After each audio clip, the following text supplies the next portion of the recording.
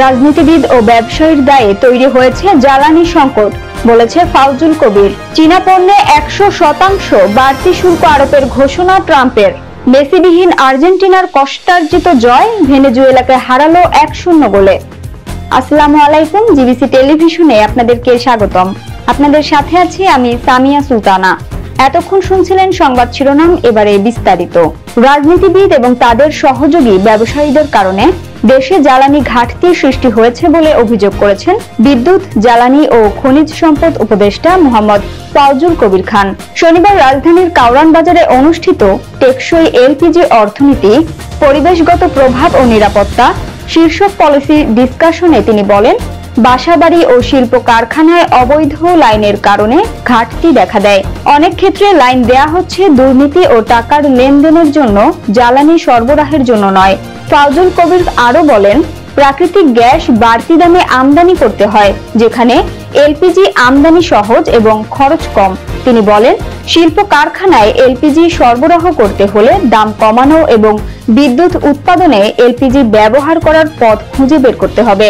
অনুষ্ঠানে দেশের জ্বালানি খাতের নীতি নির্ধারক, গবেষক, উদ্যোক্তা এবং শিল্প প্রতিষ্ঠানের প্রতিনিধিরা অংশ নিয়ে বিভিন্ন মতামত উপস্থাপন করেন। এবারে আন্তর্জাতিক প্রসঙ্গ। চীনা পণ্যে 100% বাড়তি শুল্ক আরোপের ঘোষণা ট্রাম্পের। চীন থেকে আমদানি করা পণ্যের উপর 100% বাড়তি শুল্ক আরোপের ঘোষণা দিয়েছেন যুক্তরাষ্ট্রের প্রেসিডেন্ট ডোনাল্ড ট্রাম্প। শুক্রবার সামাজিক যোগাযোগ মাধ্যম ট্রুথ সোশ্যালে দেয়া এক পোস্টে তিনি এই ঘোষণা দেন। ট্রাম্প আরো জানান, আগামী মাস থেকেই এই সিদ্ধান্ত কার্যকর হবে। পাশাপাশি গুরুত্বপূর্ণ সফটওয়্যার রপ্তানির ওপরও যুক্তরাষ্ট্র নিয়ন্ত্রণ আরোপ করবে বলে জানিয়েছেন তিনি। এর আগে এক পোস্টে ট্রাম্প চীনের সমালোচনা করে বলেন, চীন তাদের বিরল খনিজ রপ্তানিতে কড়াকড়ি আরোপ করে শত্রুতাপূর্ণ আচরণ করছে। তিনি অভিযোগ করেন, এসব পদক্ষেপের মাধ্যমে চীন বিশ্বকে জিম্মি করার চেষ্টা করছে।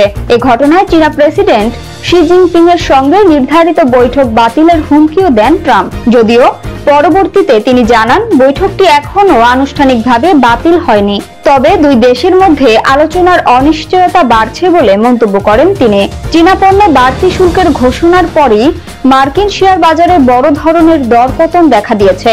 গাড়ি, স্মার্টফোন সহ বিভিন্ন পণ্য তৈরিতে ব্যবহৃত বিরল খনিজের ওপর চীনের নিয়ন্ত্রণ থাকায় বাজারে উদ্বেগ তৈরি হয়েছে।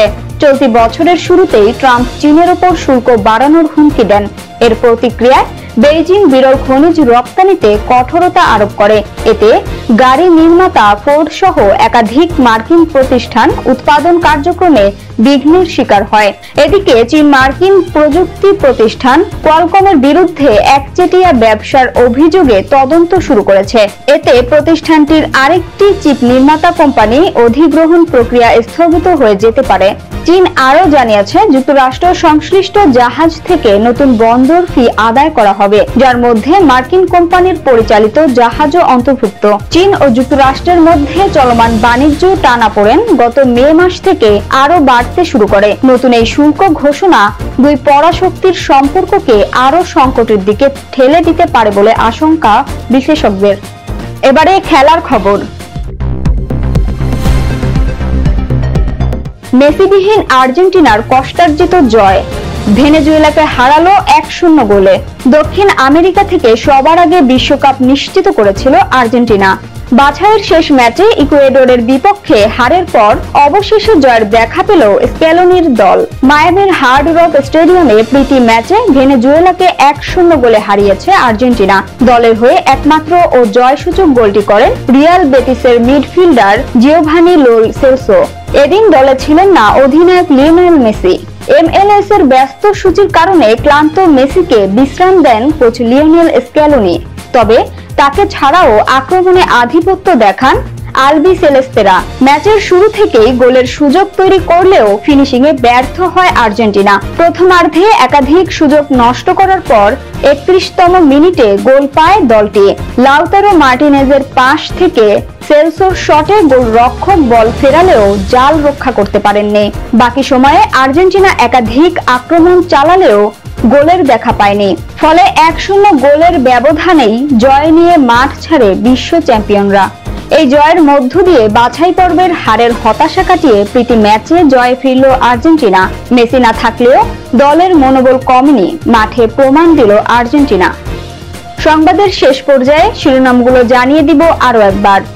রাজনীতিবিদ ও ব্যবসায়ীর দায়ে তৈরি হয়েছে জ্বালানি সংকট, বলেছে ফাউজুল কবির। চীনা পণ্যে 100% বাড়তি শুল্ক আরোপের ঘোষণা ট্রাম্পের।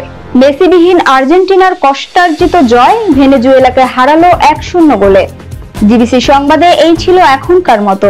বিশ্বের যে কোনো প্রান্ত থেকে সর্বশেষ খবর জানতে ভিজিট করুন জিবিসি অফিসিয়াল ইউটিউব চ্যানেল ও ফেসবুক পেজ। এতক্ষণ সঙ্গে থাকার জন্য ধন্যবাদ সবাইকে। পরবর্তী সংবাদ দেখার আমন্ত্রণ রইল।